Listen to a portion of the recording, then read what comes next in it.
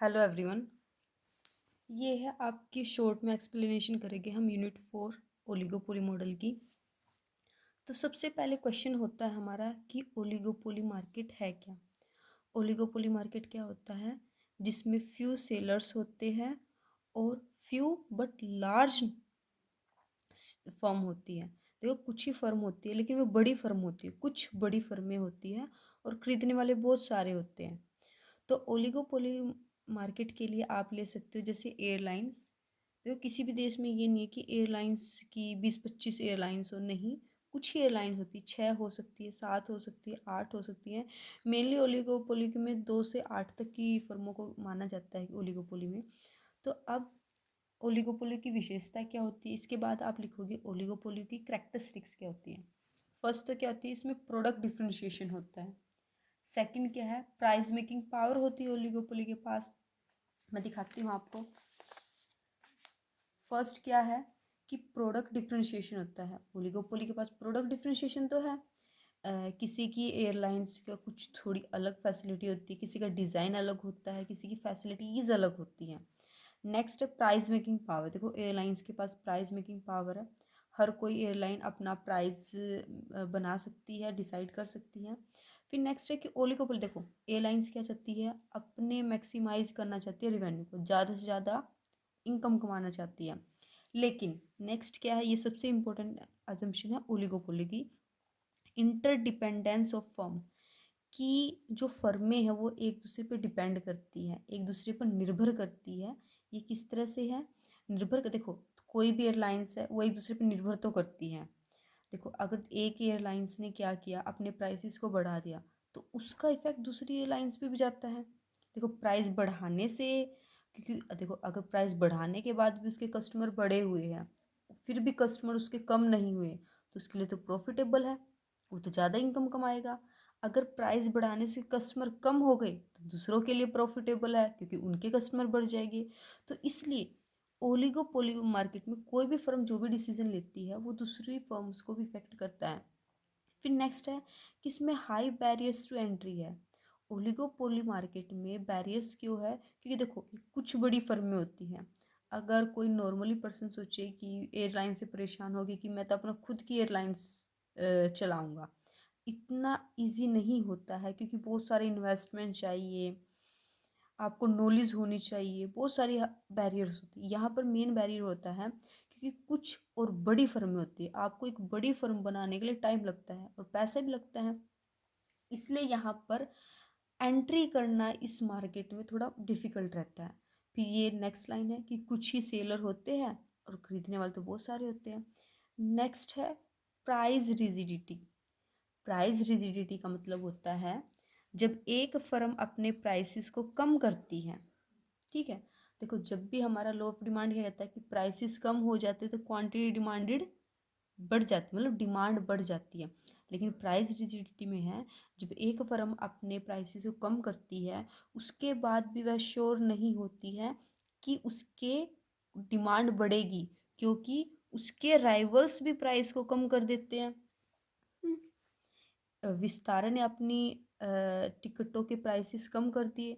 बाकी जो इंडिगो थी, अदर एयरलाइंस थी, उन्होंने भी अपने प्राइसेस कम कर दिए, क्योंकि दोनों ही साइड प्राइसेस कम किए गए, राइवल्स ने भी कर दिया।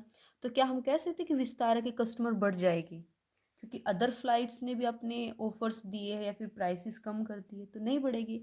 लेकिन जब विस्तारा अपने प्राइसेस को इंक्रीज करता है, उसके राइवल्स फिर प्राइसेस को इंक्रीज नहीं करते हैं। ये प्राइस रिजिडिटी होती है। प्राइस रिजिडिटी की डेफिनेशन है, जब एक फर्म अपने प्राइसेस को कम करती है उसके राइवल्स भी प्राइसेस को कम कर लेते हैं, जिसके कारण उस फर्म्स की डिमांड नहीं बढ़ती और उसका प्रॉफिट नहीं बढ़ता। लेकिन जैसे ही वो फर्म अपने प्राइसेस को बढ़ाती है उसके राइवल्स अपने प्राइसेस को नहीं बढ़ाते, इस बात को इग्नोर करते हैं। तो नेक्स्ट है कि ओलिगोपोली को 2 पार्ट्स में डिवाइड किया जाता है।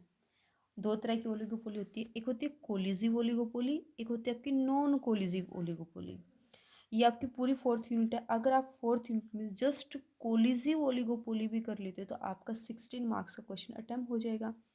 नॉन ओल या फिर आप नॉन कोलिजिव ओलिगोपोली वाले ये मॉडल कर लेते हो तब भी हो जाएगा। देखो, कोलिजिव का मतलब होता है ग्रुप या एग्रीमेंट, ठीक है।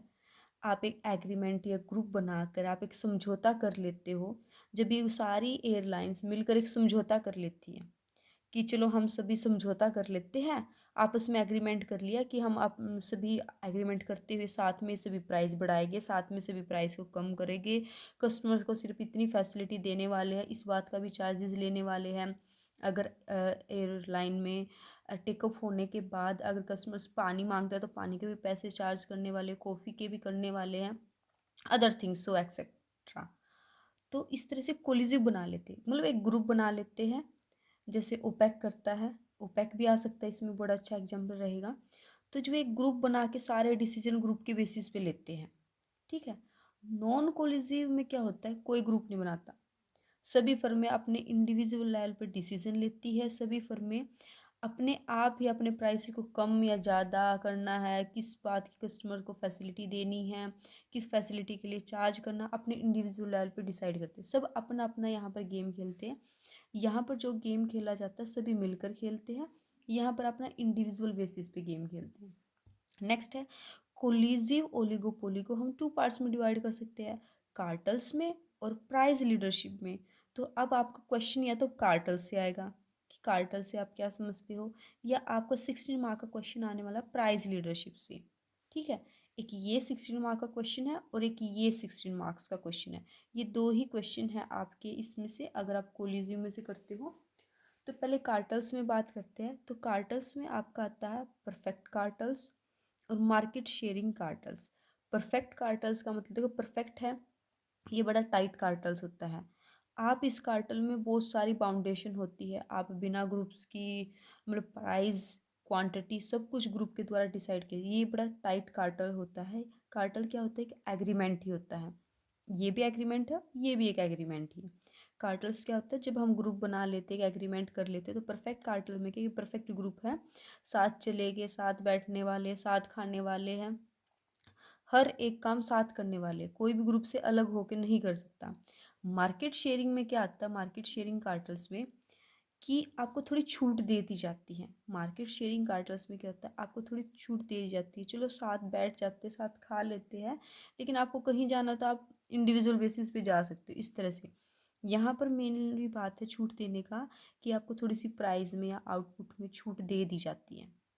ठीक है, ये आपका 16 मार्क्स का अगर आपको क्वेश्चन अटैम्प्ट करना तो आप सबसे पहले क्या, सबसे पहले स्टार्टिंग आप ओलिगोपोली से ही करने वाले कि ओलिगोपोली मार्केट है क्या, इसकी करैक्टरिस्टिक्स क्या है। आगे आप एक्सप्लेन करोगे कि ओलिगोपोली मार्केट को आपको 2 पार्ट्स में डिवाइड किया है। 2 पार्ट्स में डिवाइड करते हो, कोलिजिव ओलिगोपोली के अंडर भी उसको 2 पार्ट्स में डिवाइड किया गया है, कार्टल्स में और प्राइस लीडरशिप में। तो उसमें कार्टल्स की ये है और प्राइस लीडरशिप की ये। उसके बाद आप क्वेश्चन अगर आप इतना नहीं लिख सकते तो जस्ट यहाँ तक लिखे कार्टल और प्राइसेस, इतना कोलिजिव में। नॉन कोलिजिव के लिखने की जरूरत नहीं है, अगर आप कोलिजिव वाला कर रहे थे सिर्फ यहाँ पर लिख दो नॉन कोलिजिव ओलिगोपोली।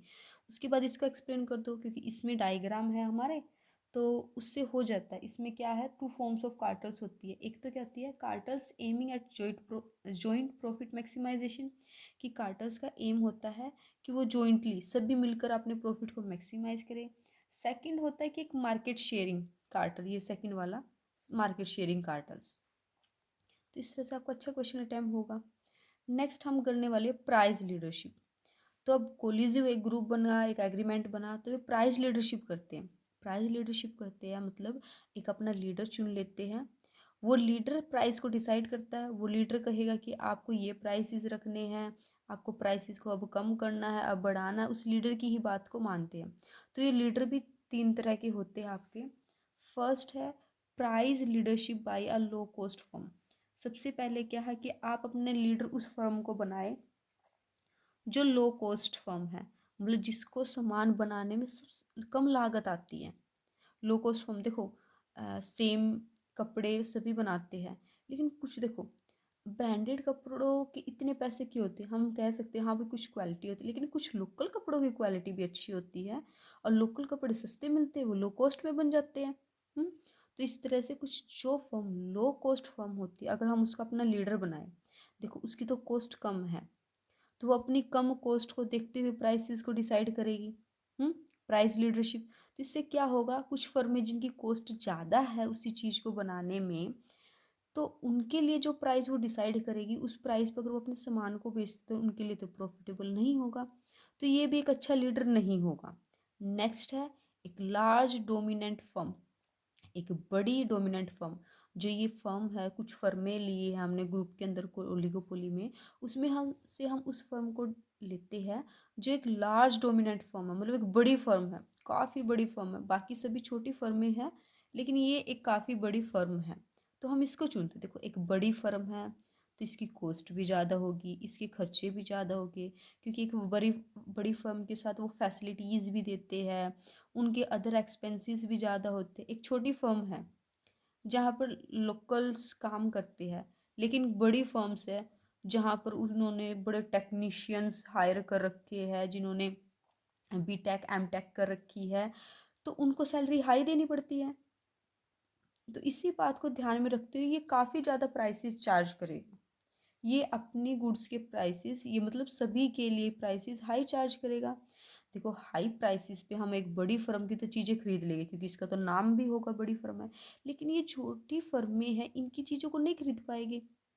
क्योंकि इनका इतना बड़ा नाम नहीं है, ये डोमिनेंट फर्म नहीं है और ये मार्केट में डोमिनेट करती है। अगर हम हमारे जो लोकल्स है, लोकल्स में भी हमारी कुछ चॉकलेट्स आती है, अगर वो भी कैडबरी और डेयरी मिल्क की तरह इतने हाईएस्ट प्राइसेस रखे छोटे छोटे चॉकलेट्स के, तो उनकी तो नहीं बिकने वाली। तो यही होता है, जब एक लार्ज और डोमिनेंट फर्म को अगर हम अपना लीडर बना लेते हैं तो एक अच्छा डिसीजन नहीं लेगा, तो ये भी एक अच्छा लीडर नहीं है हमारा। नेक्स्ट है, तो अच्छा लीडर कौन होगा। नेक्स्ट हम जो लिखते हैं barometric price leadership. Barometric price leadership, ये सबसे अच्छी प्राइस लीडरशिप रहती है, क्योंकि इसमें क्या होता है, इसमें जो हम लीडर बनाते हैं जिस फर्म को, इसमें जो लीडर बनाते हैं हम जिस फर्म को, एक तो वो ओल्ड होती है प्लस एक्सपीरियंस होता है उसके पास। क्या, एक तो वो फर्म ओल्ड है और दूसरा उसके पास एक्सपीरियंस है। देखो एक तो पुरानी फर्म है तो उसकी कॉस्ट कम होगी, एक्सपीरियंस है तो उसको मार्केट में उतार चढ़ाव या फिर किस तरह का प्राइस डिसाइड करना चाहिए, किससे कस्टमर ज़्यादा अट्रैक्ट होंगे और ये किस प्राइस को डिसाइड करने से सभी के प्रॉफिटेबल। देखो ओल्ड प्लस एक्सपीरियंस, तो जो फर्म ओल्ड है उसके पास एक्सपीरियंस भी है, उसको अपना लीडरशिप बनाना सबसे अच्छा रहता है प्राइस लीडरशिप मॉडल में। ये एक अच्छा प्राइस डिसाइड करते हैं जहाँ पर सभी को प्रॉफिट होता है। तो ये आपका इसमें डायग्राम आता है, इसमें भी एक डायग्राम आता है आपका। तो ये आपका कोलिजिव का पार्ट था। अगर आपने कोलिजिव वाला पार्ट ना करके नॉन कोलिजिव वाला पार्ट किया है तो कोई नहीं, इसका भी बता देती हूँ। स्टार्टिंग वही रहेगी, किसी भी क्वेश्चन को स्टार्ट करने से पहले आपको ओलिगोपोली लिखना है, 2 पार्ट्स में इसको दिखाना है, उसके बाद दिखाना है आप जो भी एक्सप्लेन कर रहे हो आगे का। कोलिजिव नॉन कोलिजिव लिखने के बाद अगर आप नॉन कोलिजिव का लिख रहे हो तो इस वाले पोर्शन को लिख दो, कोलिजिव का लिख रहे हो तो इस वाले पोर्शन को लिख लो। तो नॉन कोलिजिव में हम पढ़ते हैं ये 6 मॉडल। पहले कुर्नोट का मॉडल आता है, फिर बर्ट्रैंड का मॉडल आता है, फिर एजवर्थ का मॉडल आता है, फिर चैम्बरलिन का मॉडल आता है, फिर स्टेकलबर्ग का आता है और फिर स्विजी का मॉडल आता है आपका। तो सबसे पहले स्टार्ट करते हैं कुर्नोट के मॉडल से। तो कुर्नोट क्या मानता है, और एक तो ये बात भी है कि ये जो 5 मॉडल हमारे हैं, ये वाले फर्स्ट 5, ये डिओपोली मॉडल भी कह देते हैं इनको। अगर आपसे एग्जाम में पूछा जाए कि डिओपोली मॉडल, तो ये डिओपोली मॉडल ही हमारे, जिसमें 2 फर्में होती है, सभी में 2 फर्में। तो कुर्नोट के मॉडल में 2 फर्में ली गई हैं, दोनों ही फर्म में एक जैसी 2 फर्में हैं और दोनों ही फर्में एक जैसी चीज़ें बनाती हैं। तो कुर्नोट के मॉडल में मेन कहा गया है कि कुर्नोट मानता है कि जो मेरा राइवल है, जो मेरा प्रतिद्वंदी फर्म है, वो अपने आउटपुट में कोई चेंज नहीं करने वाला है। इट मीन्स अगर उसने पिछली बार 50 यूनिट्स बनाई है किसी चीज़ की, तो वो इस बार भी 50 यूनिट्स ही बनाने वाला है। और ये एजम्पशन लेते हुए कि उसका जो राइवल है, दूसरी फर्म है, वो अपने आउटपुट में चेंज नहीं करेगी, कांस्टेंट रखेगी, तो कुर्नोट मतलब कुर्नोट कहता है कि वो सेकंड फर्म है अपना आउटपुट डिसाइड करती है। और ये कितना डिसाइड करती है, एक फर्म टोटल डिमांड का 1/3 प्रोड्यूस करती है, दोनों फर्म मिलकर कितना करेगी, 1/3 + 1/3 2/3, दोनों फर्म मिलकर प्रोड्यूस करेगी। और प्राइस क्या है यहाँ पर? प्राइस मोनोपोली और परफेक्ट कंपटीशन दोनों मार्केट के बीच में प्राइस को डिसाइड किया जाता है। ठीक है। नेक्स्ट है बर्ट्रैंड का मॉडल। अजम्पशन वही है कि दो फर्में हैं, लेकिन यहाँ पर क्या मानते हैं कि जो दो फर्में हैं, फर्म ए मानती है कि फर्म बी ने जो अपने गुड्स का प्राइस रखा है वो कांस्टेंट रहेगा, वो अपने प्राइसेस में चेंज नहीं करने वाली है। इसलिए फर्म ए क्या करती है, अपने प्राइसेस को कम या ज़्यादा कर लेती है ताकि उसका प्रॉफिट बढ़ सके। इसलिए फर्म ए क्या करती है, अपने प्राइसेस को कम या ज़्यादा रखती है। ये एजम्पशन मानते हुए कि फर्म बी अपने प्राइसेस को चेंज नहीं करेगी। ये मान लो कि विस्तारा अपने प्राइसेस को चेंज करने वाली है, ये मानते हुए कि इंडिगो अपने प्राइसेस को चेंज नहीं करेगी। तो वो कंज्यूमर को अट्रैक्ट करने के लिए क्या करेगी विस्तारा? तो कंज्यूमर को अट्रैक्ट करने के लिए विस्तारा अपने प्राइसेस को कम करेगी, डिफरेंट डिफरेंट टाइप्स की छूट देने वाली है। लेकिन रियलिटी में ऐसा नहीं होगा, क्योंकि रियलिटी में ये भी अपने प्राइसेस को चेंज करने वाली है, लेकिन वो करने से पहले एजम्पशन मान के चलते हैं कि वो अपने प्राइसेस को चेंज नहीं करेगी। एक बर्टलैंड के मॉडल की ये भी विशेषता है कि यहाँ पर अनलिमिटेड कैपेसिटी है।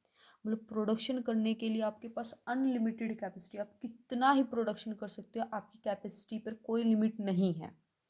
और इसमें भी यही बात है कि प्राइस परफेक्ट कंपटीशन और मोनोपोली कंपटीशन के बीच में आइसोलेट करता रहता है, ऊपर नीचे जाता रहता है। अगर आप ज़्यादा प्राइसेस बढ़ा देते तो आप मोनोपोली प्राइस पे पहुंच जाते हो, अगर आप कम प्राइसेस कर देते तो आप परफेक्ट कंपटीशन प्राइस पे पहुंच जाते हो। एजवर्थ के मॉडल में दोनों ही चीज़ों को लिया गया है, आउटपुट को और प्राइस को। और बस एजवर्थ के मॉडल में एक बात है कि इसमें लिमिट है कि आप एक लिमिट तक ही अपना प्रोडक्शन बढ़ा सकते हो। चैम्बरलिन के मॉडल में क्या है, प्राइस एंड आउटपुट लिया गया है, लेकिन चैम्बरलिन का मॉडल कहता है कि हम इतने हाईएस्ट प्राइसेस चार्ज करेंगे, मोनोपोली प्राइसेस चार्ज करेंगे, और दोनों ही फर्म मार्केट का हाफ हाफ प्रोड्यूस करने वाली है। फर्म ए भी मार्केट का हाफ प्रोड्यूस करेगी, दोनों ही फर्म मतलब जितनी टोटल डिमांड है उसका हाफ ए फर्म प्रोड्यूस करेगी, हाफ बी फर्म प्रोड्यूस करने वाली है, और दोनों फर्म मोनोपोली की तरह काम करने वाली है। स्टैकलबर्ग का मॉडल क्या कहता है, ये कुर्नोट के मॉडल का ये एक्सटेंशन है स्टैकलबर्ग का मॉडल। अगर आपसे पूछा जाए, क्वेश्चन 2 मार्क्स में आ जाए कि कौन सा मॉडल कुर्नोट के मॉडल का एक्सटेंशन है, तो ये स्टैकलबर्ग का मॉडल है एक्सटेंशन। इसने भी आउटपुट की बात की है कि जो फर्म है आपकी राइवल अपने आउटपुट को कांस्टेंट रखने वाली है, लेकिन बस इसने यहाँ पर रिएक्शंस कर्व की बात की है कि रिएक्शंस कर्व होते हैं हमारे, उनको देखते हुए हम डिसाइड करते हैं। Last one is the Sweezy model. Sweezy model में बात की गई है आपकी प्राइस रिजिडिटी के बारे में। Price rigidity, king demand curve की बात की गई है मेनली। आपको इस तरह से किंग डिमांड कर्व बनता है हमारा, ये किंग होता है ये कल मैंने 2 मार्क्स में भी करवाया था कि ये मार्केट प्राइस है आपका। मार्केट प्राइस से ऊपर आपकी डिमांड इलास्टिक होती है, मार्केट प्राइस से नीचे आपकी डिमांड इन इलास्टिक होती है। अगर आप मार्केट प्राइस से ऊपर प्राइस को बढ़ाते हो तो आपके आउटपुट में देखो चेंज ज़्यादा आता है और यहाँ कम चेंज आता है।